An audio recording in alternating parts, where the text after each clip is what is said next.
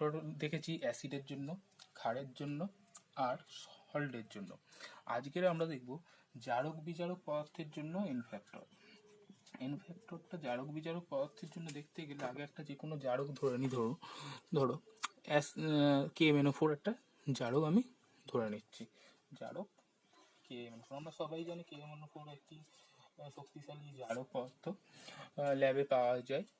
KMnO4টাকে আমরা দেখব যখন এটা অ্যাসিড মাধ্যমে থাকে, যখন এটি অ্যাসিড মাধ্যমে থাকে তখন এটা বিক্রিয়া করে Mn2+ আয়নে পরিণত হয়। আবার যখন এটা ক্ষার মাধ্যমে থাকে, তখন এটা আমাদের তৈরি করে K2MnO4 মাধ্যমে, ক্ষার মাধ্যমে এটা তৈরি করে K2MnO4। আবার যখন এটা পশম মাধ্যমে থাকে তখন এখান থেকে পাই আমরা MnO2।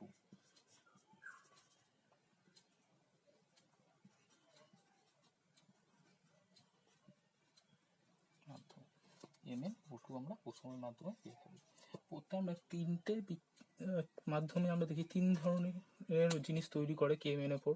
এই তিন ধরনের জিনিসগুলোতে প্রত্যেকটা ক্ষেত্রে যদি M এর অক্সিডেশন স্টেট আমরা দেখি বা জারণ সংখ্যা দেখি, এখানে দেখতে পাচ্ছি পরিষ্কারই +2।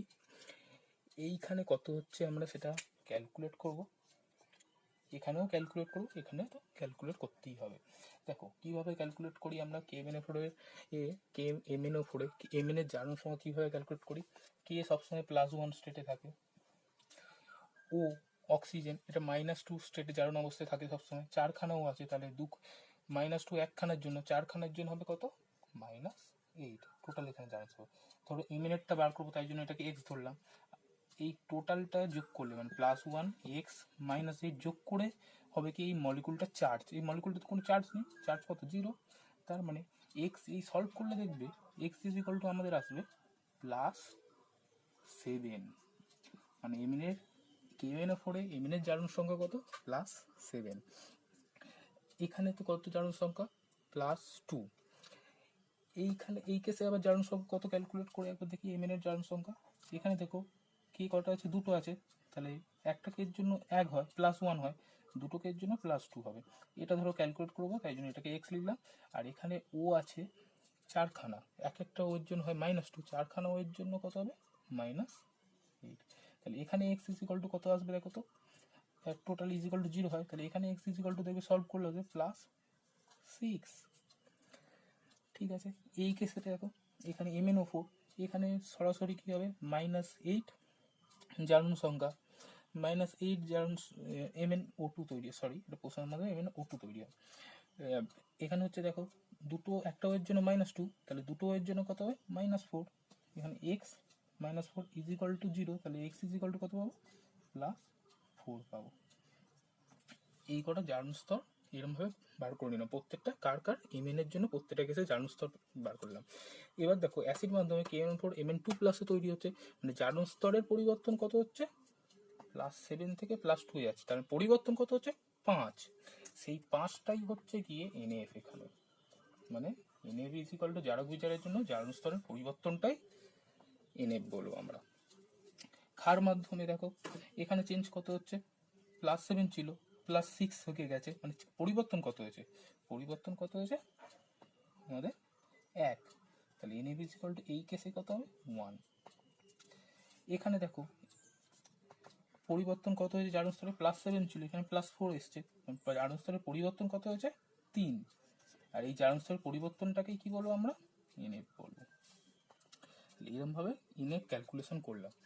এবার NF ক্যালকুলেশন যখন আমাদের হয়ে গেল, আমাদের তুল্যাঙ্ক ভার নির্ণয় করতেই পারি আমরা।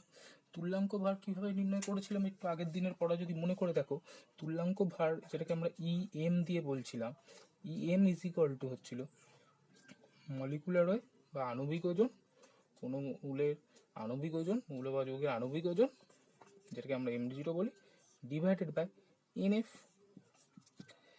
আণবিক ওজন।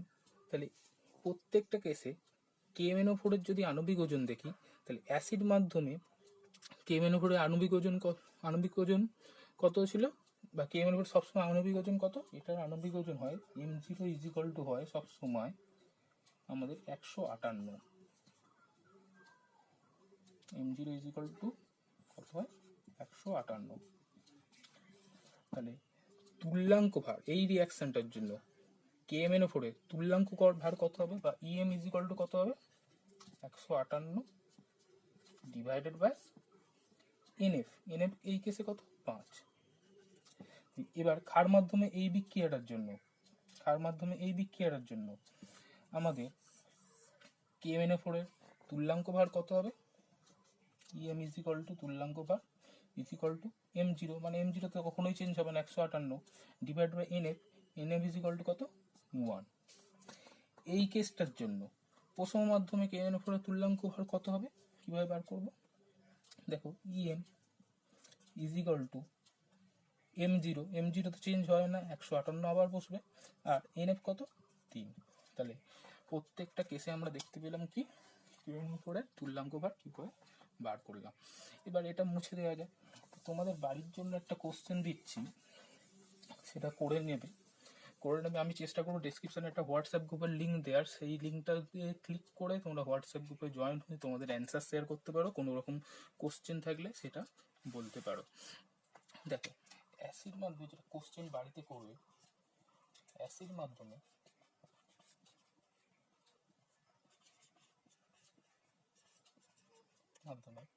K2Cr2O7 এর তুল্যাঙ্ক ভার নির্ণয় করতে হবে।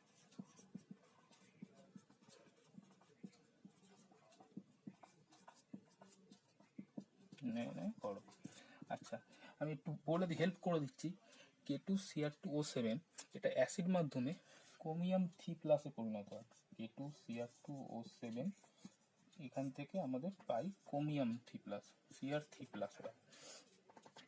এইবার এইরকম ভাবে এখানে ক্রোমিয়ামের জারণ সংখ্যা কত পরিবর্তন হয়েছে দেখবে, পরিবর্তনটাকে দিয়ে সেই পরিবর্তনটাকে K2Cr2O7 এর m0 দিয়ে ভাগ করে দিলেই আমরা তুল্যাঙ্ক ভার পেয়ে যাবো অ্যাসিড মাধ্যমে K2Cr2O7 এর।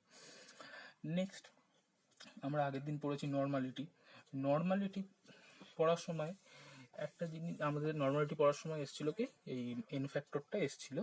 এবার নর্মালিটির মধ্যে আমরা সম্পর্ক বার করবো। তাহলে N normality and M capital M, যেটাকে আমরা মোলারিটি বলি, এদের সম্পর্ক এখন দেখবো আমরা। দেখো এন ইজ ইকুয়াল টু আমরা কি জানি, এন ইজ ইকুয়াল টু গাম তুল্যাঙ্ক সংখ্যা বা গাম তুল্যাঙ্ক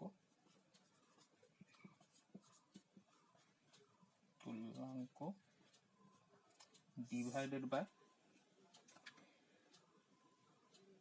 VL, মানে কত লিটার ভলিউমের লিটার আয়তন, কত লিটার আয়তন আছে। এবার এই গাম তুল্যাঙ্ক যেটা আছে সেটাকে আমরা চেঞ্জ করেছিলাম কি হবে, গাম তুল্যাঙ্কটাকে দাবের ওজন বা দেবের আয়তন ডিভাইডেড বাই তুল্যাঙ্ক ভার, যেটাকে আমরা EM দিয়ে শিখেছি করেছিলাম, আর ইন্টু VL ছিল, VL এখানে আছে। আবার EMটাকেও আমরা ভেঙেছিলাম কিভাবে, EM মানে তুল্যাঙ্ক ভার, যেটাকে আমরা করে নিয়েছিলাম m0 by n factor, m0 by n factor, n factor তলে আসছে সেটা তাহলে গুণ হয়ে উপরে চলে যাবে, এইদিকে লিখলে NF ইন্টু VL, আগের দিনের পড়ার জিনিস। এবার এইটুকু জিনিসটা তোমরা একটু ভালো করে খেয়াল করলে দেখবে, এই যে জিনিসটুকু মার্ক করেছি এই জিনিসটুকু হচ্ছে এম, মানে মোলারিটি ইজ ইকুয়াল টু কি ছিল, মোলারিটি ইজ ইকুয়াল টু ছিল কত মোল আছে কত লিটারে, কত মোল সংখ্যা আছে কত লিটারে, মেল সংখ্যা। মোলারিটি ইজ ইকুয়াল টু এখন মনে করি মোলারিটিকে এম দিয়ে লিখতাম এই সাইডে, দেখো এটা ইজ ইকুয়াল মোল সংখ্যা ডিভাইড বাই VL ছিল। মোল সংখ্যা মানে কি, মোল সংখ্যা মানে কোনো কোটা কত ওজন আছে ডিভাইড বাই গাম আণবিক ওজন ইন্টু VL, সেটাই তো এখানে আছে। তাহলে এটাকে আমরা বলতে পারি মোলারিটি, এই পার্ট মার্ক করা পার্টটাকে মোলারিটি বলতে পারি ইন্টু NF দিলাম। তাহলে নর্মালিটি আর মোলারিটির মধ্যে রিলেশন যেটা আছে এটা ভেরি ভেরি ইম্পর্টেন্ট, এটা তোমরা মুখস্থ করে নেবে। এবার নেক্সট আমরা দেখি এন ফ্যাক্টর।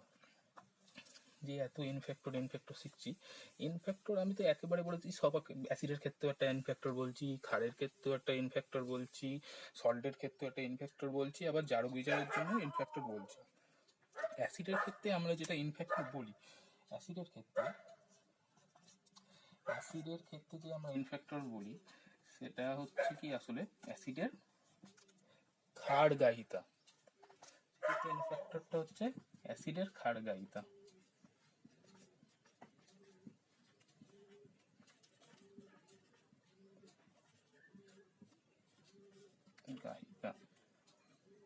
অ্যাসিডের ক্ষারগাহিতা। আবার ক্ষারের ক্ষেত্রে ইনফ্যাক্টরটা হচ্ছে ক্ষারের অম্লগায়িতা। কি বলবো? ক্ষারের অম্লগায়িতা।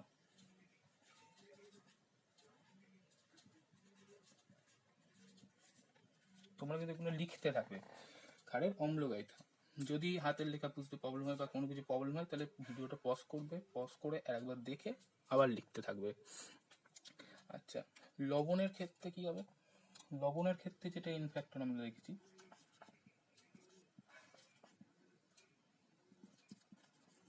ইনফ্যাক্টর হচ্ছে ক্যাটায়ন বা অ্যানায়নের মোট যোগ্যতা।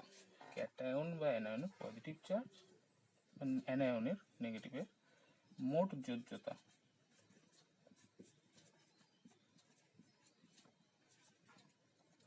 আচ্ছা, আর জারক পদার্থ বা বিজারক পদার্থের সময় একটু আগেই দেখেছি জারক অবস্থার পরিবর্তন, জারণ সংখ্যার পরিবর্তন। এবার নেক্সট টপিক আমাদের কাছে আসছে ফর্মালিটি।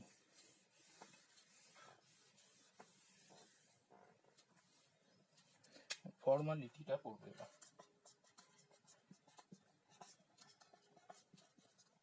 যেটাকে আমরা ক্যাপিটাল এফ দিয়ে প্রকাশ করি। দেখো, এই ফর্মালিটি হচ্ছে গিয়ে প্রতি লিটার আয়তনে কোনো দ্রবণের প্রতি লিটার আয়তনে দ্রবীভূত দাবের গাম সাংকেতিক ওজন।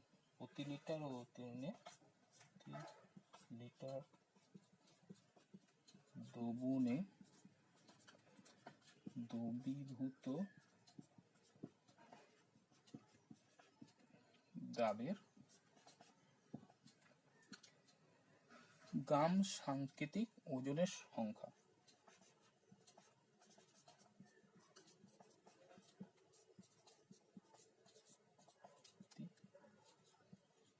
ওজনের সংখ্যা, এটা হচ্ছে ফর্মালিটি। তাহলে এই জিনিসটাই গাম সাংকেতিক ওজন আগে পড়েছি। আগে নর্মালিটির জন্য ছিল তুল্যাঙ্ক ভারের সংখ্যা, গাম তুল্যাঙ্ক ভারের সংখ্যা ছিল নর্মালিটির জন্য, মোলারিটির জন্য ছিল মোল সংখ্যা। এখানে পড়ছি গাম সাংকেতিক ওজনের সংখ্যা। এবার গাম সাংকেতিক ওজনটা কি সেটা আমাদের তাহলে জানতে হবে। গাম সাংকেতিক ওজনটাকে আমরা ন্যাচারালি এফ এন দিয়ে প্রকাশ করে থাকবো। এবার তাহলে ফর্মালিটিকে এফ দিয়ে পড়তে, তাহলে ফর্মালিটি ইজ ইকুয়াল টু কি? গাম সাংকেতিক ওজনের সংখ্যা ইন লিটার, তাহলে ভিএল, আগের মতনই জিনিস। এবার গাম সাংকেতিক ওজন যেটা আছে, গাম সাংকেতিক ওজনের সংখ্যা, এটা কিভাবে ক্যালকুলেট করবে? এফ এনটা হবে ডাব্লিউ, মানে কত গ্রাম দাব দ্রবীভূত আছে, ডিভাইড বাই সেই দাবের গাম সাংকেতিক ওজন, যেটাকে আমরা বলবো গাম সাংকেতিক ওজন বলবো, যেটা আমাদের কি করতে হয়? অবজার্ভ ভ্যালু হয়, মানে ক্যালকুলেট আগে থেকে করা যায় না। গাম সাংকেতিক ওজন আগে থেকে করা যায় না, এটা আমাদের অবজার্ভ করতে হয়। ওজন ইন্টু ভিএল। এবার এটা কি বললাম? এটা আমাদের